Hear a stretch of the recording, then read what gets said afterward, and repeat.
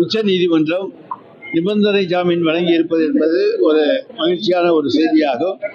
என்று சொன்னால் கடந்த 15 மாதங்களாக அவர் சட்ட போராட்டம் நடத்தி வந்திருக்கின்றார்.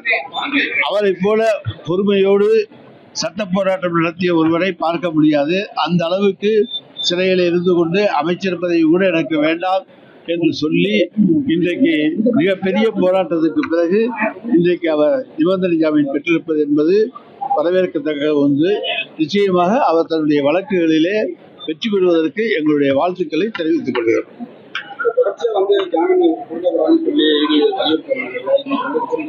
அதாவது ஈடி அவங்க போட்டிருக்க வழக்குகளுடைய எண்ணிக்கை எக்கச்சக்கம். ஆனால் அதில் எத்தனை வழக்குகள் அவங்க வெற்றி பெற்றிருக்காங்க? கிடையாது. சார்ஜ் ஷீட் எத்தனை வழக்குகளில் போட்டிருக்காங்க? அவங்களால மிக மிக குறைவாகத்தான் இருக்கும்.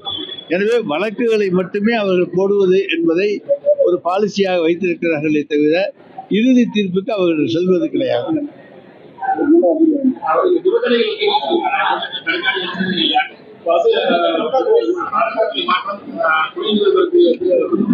இதெல்லாம் மாண்புமிகு தமிழ்நாடு முதலமைச்சருடைய முடிவை பொறுத்தது.